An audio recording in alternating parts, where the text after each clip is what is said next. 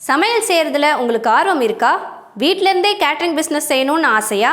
5 பேர் 10 பேர் அதுக்கும் மேலே கெஸ்ட் வராங்க, அவங்களுக்கு விதவிதமான வெரைட்டிஸ் சரியான அளவில் ரொம்ப ஈஸியாக செய்யணுமா? புது புது ஸ்டைலில் புது புது டிஷ்ஷஸ் செஞ்சு உங்கள் வீட்டில் இருக்கவங்களையும் அசத்தணுமா?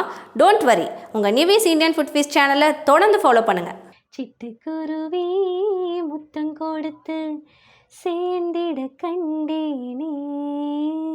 ஹாய், எல்லாருக்கும் வணக்கங்க. நான் உங்கள் Nivedita, Nive's Indian food feast சேனல்லேருந்து. நம்ம இன்றைக்கி என்ன பார்க்க போகிறோம்னு பார்த்தீங்கன்னா, மாப்பிள்ளை சட்னி தாங்க பார்க்க போகிறோம். என்னடா மாப்பிள்ளை சட்னின்னு சொல்கிறாளேன்னு பார்க்குறீங்களா? இப்போ திடீர்னு உங்கள் வீட்டுக்கு மாப்பிள்ளை வந்துட்டாரு, இன்ஸ்டண்ட்டாக ஒரு 10 நிமிஷத்தில் சட்னி ப்ரிப்பேர் பண்ணி டிஃபன் ரெடி பண்ணோம் அப்படின்னா இந்த சட்னி செய்யலாங்க. அதுக்காக தான் இதுக்கு எங்கள் அத்தை மாப்பிள்ளை சட்னின்னு பேர் வச்சுருக்காங்க. இது எங்கள் அத்தையோட ஸ்பெஷலுங்க. இதுக்கு தேவையான இன்க்ரீடியன்ட்ஸ் பார்த்தீங்கன்னா 5 தாங்க. தக்காளி, புளி, உப்பு, மிளகா, பூண்டு, இது 5 வச்சு இன்ஸ்டண்ட்டாக சீக்கிரமாக எப்படி ப்ரிப்பேர் பண்ணலான்னு பார்க்கலாம் வாங்க. ஒரு பேன் எடுத்துக்கலாங்க. கொஞ்சமாக ஆயில் விட்டுக்கலாம். ஆயில் நல்லா சூடாகட்டும்.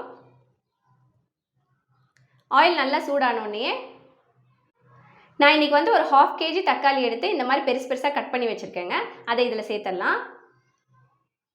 நல்லா கலந்து விட்டுடலாங்க. எண்ணெயிலே அந்த தக்காளி வந்து ஒரு 2 to 3 நிமிஷம் நல்லா வணங்கட்டுங்க.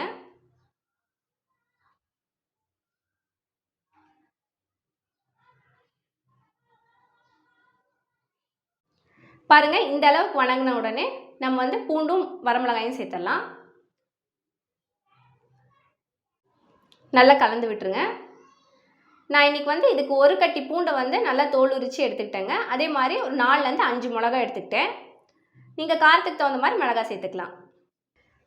பறந்து செல்ல நினைத்து விட்டேன், எனக்கும் சிறகில்லையே.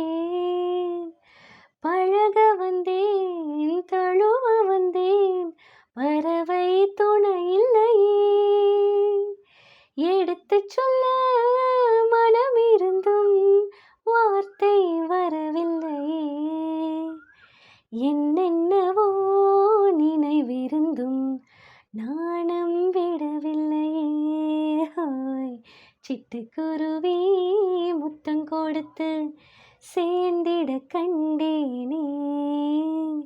செவ்வானம் கடலினிலே கலந்திட கண்டேனே.